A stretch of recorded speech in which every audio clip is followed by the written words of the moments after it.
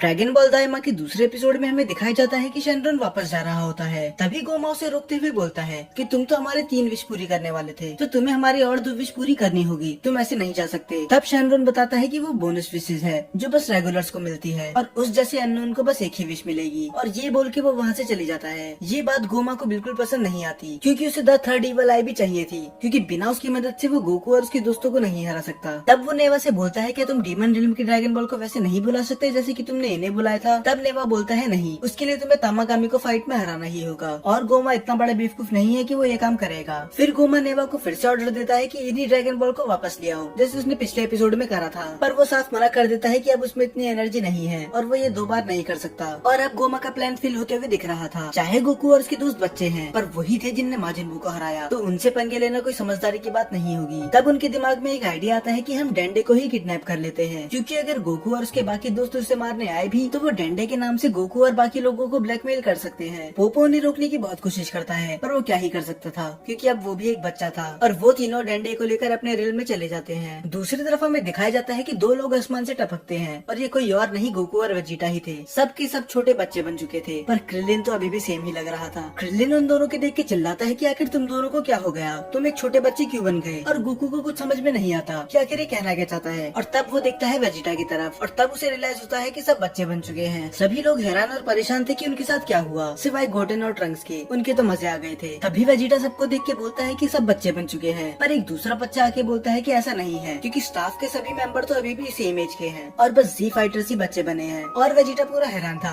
कि आखिर ये बच्चा है कौन और उसे पार्टी में बुलाया किसने। तब हमें रिवील करा जाता है कि वो बच्चा कोई और नहीं, द चैंप मिस्टर सेटन थे। इसके बाद हमें दिखाया जाता है कि बुल्मा बहुत ज्यादा खुश होती है क्योंकि वो कुछ ज्यादा ही यंग हो चुकी थी, और यही हाल चीची का भी था। तभी क्रिलिन बोलता है कि सब बच्चे तो बन चुके हैं, पर वो अंदर से वैसे ही हैं, क्योंकि उनको सब कुछ अच्छे से याद है और उनका दिमाग वैसे ही काम कर रहा है जैसे एक बड़े लोगों का करता है। और वो बोलता है कि इतने बड़े होने की मेहनत हमने इसलिए करी थी कि हम वापस बच्चे बन जाए। तब बुल्मा उसको मजाक बनाते हुए बोलती है कि तुम तो बोलो ही मत, तुम हमेशा से ऐसे ही थे, पता नहीं सब लोग क्रिलिन के पीछे क्यों पड़े हैं। और तभी पिक्लो और वेजिटा बात कर रहे होते हैं कि ये शेनरॉन का काम हो सकता है, क्योंकि उसे अभी कुछ ही देर पहले समन किया गया था। तब उधर मिस्टर सेटन आते हुए बोलते हैं कि तुम डरो मत, क्योंकि द चैंप मिस्टर सेटन तुम्हारे साथ है और वो तुम्हें हर मुश्किल से प्रोटेक्ट करेंगे। और वेजिटा और पिक्लो उन्हें जरा भी भाव नहीं देते और वहाँ से चले जाते हैं। तब सुप्रीम काय बताते हैं कि हमें लुकआउट में एक स्ट्रेंज एनर्जी महसूस हुई थी, तो वहाँ कुछ न कुछ तो गड़बड़ है। तब गोकू बोलता है कि अगर ऐसा है तो मैं वहाँ जाके देख लेता हूँ, और वो जैसे ही उड़ने की ट्राई करता है वो मुंह के बल गिर जाता है, क्योंकि उसकी बॉडी अचानक से छोटी हो गई तो वो उसे कंट्रोल नहीं कर पा रहा। और यही सेम चीज जीटी में भी हुई थी, और ये बात उसे मास्टर रोशी बताते हैं। वो भी बहुत खुश थे कि वो फाइनली बच्चे बन चुके हैं। तब गोकू, पिक्लो, किबीटो और सुप्रीम काय कामे लुकआउट जाते हैं, और वो नोटिस करते हैं कि डेंडे आसपास कहीं नहीं है। और तब मिस्टर पोपो उन्हें बताते हैं कि डीमन रिल्म से कोई आके उन्हें किडनैप करके लेके चले गया, और वो सब हैरान थे। और मिस्टर पोपो ये भी बताते हैं कि उनमें से एक तो बिल्कुल सुप्रीम काय की तरह था, और ये सुनने के बाद उनके पूरे होश उड़ चुके थे। तब वो रिवील करते हैं कि उनका एक छोटा भाई भी है, देगासु, और वो उन्हें ये भी बताता है कि उनके साथ नेवा भी था। और ये सुनने के बाद पिक्लो के होश उड़ चुके थे। वो पूछते हैं कि ये नाम सुन के वो इतना चौंक क्यों गया। और तब पिक्लो रिवील करता है कि नेवा एक लेजेंडरी नेमेकियन है जो डीमन रिल्म में पीछे ही रुक गए थे ताकि वो डीमन वर्ल्ड के ड्रैगन बॉल को प्रोटेक्ट कर सके।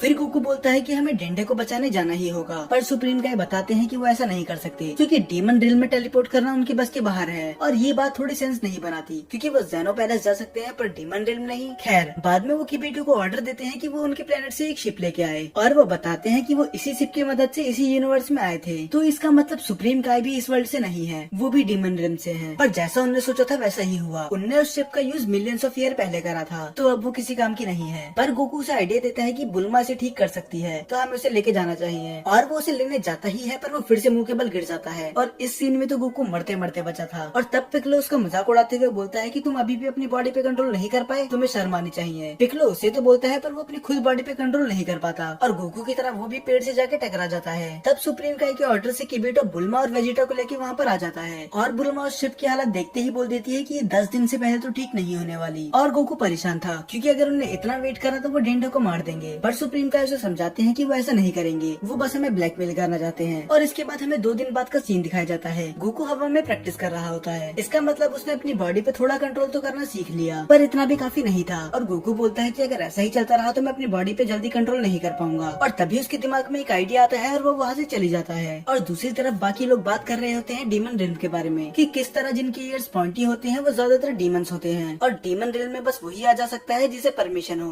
और तभी बुल्मा आके किबीटो से बोलती है कि मैंने खाना ऑर्डर कर दिया दिया है, तो तुम जाके वो यहाँ लेके आ जाओ। और किबिटो कुछ बोलता तो नहीं, पर उसे ये बात बिल्कुल पसंद नहीं आई थी। वो भी एक गॉड है और बुल्मा ने तो उसे अपना पर्सनल लॉकर बना दिया। और दूसरी तरफ गोकू जाता है कॉरिन टावर में, क्योंकि उसे अपना आइकॉनिक पावरफुल वापस चाहिए था। पर वो उसे बताते हैं कि वो तो मास्टर रोशी के पास है, वो उसे कई टाइम पहले लेके चले गए थे। तो गोकू वहाँ से जाता है मास्टर रोशी के घर, और मास्टर रोशी तो यंग होने का पूरा फायदा उठा रहे थे। वो तो खुश थे कि अब वो यंग लड़कियों के साथ डेट पे जा सकते हैं। गोकू उनसे पूछता है कि उसका पावरफुल कहाँ है, पर मास्टर रोशी को याद नहीं होता। दरअसल मास्टर रोशी उसका यूज कपड़े सुखाने के लिए करते हैं। फिर बाद में हमें दिखाई जाता है कि गोकू लुकआउट वापस आ चुका होता है और वो अपनी पावरफुल की स्किल फ्लेक्स कर रहा होता है। और ये देख के बुल्मा की बचपन की यादें ताजा हो जाती हैं। उन दोनों को याद आता है कि किस तरह गोकू उसका बचपन में यूज करा करता था। और उसके बाद वो सब बैठ के खाना खाने लग जाते हैं। और गोकू पिक्लो से पूछता है क्या तुम्हें डीमन रेल्म के बारे में कुछ भी याद है। तब पिक्लो बताता है कि वो वहाँ पैदा नहीं हुआ था, पर उसने उसके बारे में कहानियां जरूर सुनी है कि सारे नेमिकिंस डीमन रेल्म में बहुत हैप्पीली रह रहे थे। तब बुल्मा पूछती है कि अगर ऐसा था तो वो यहाँ पर क्यों आए। फिर पिक्लो बताता है कि नेमिकिंस को पसंद नहीं कि कोई उनके ऊपर रूल करे। और तभी स्पेसशिप से अचानक से कोई आता है और इन सबको लग रहा होता है कि ये इनका कोई दुश्मन है, क्योंकि अब ये बच्चे बन चुके हैं तो उन्हें टारगेट करना बहुत ही ज्यादा आसान होगा। और उस शिप में कोई और नहीं ग्लोरियो होता है, जिसका हमें पिछले एपिसोड में ही दिखा दिया गया था। वो गोकू से रिक्वेस्ट करता है कि वो उसके साथ चले और गोमा को हरा दे। और ये सुन के सभी हैरान थे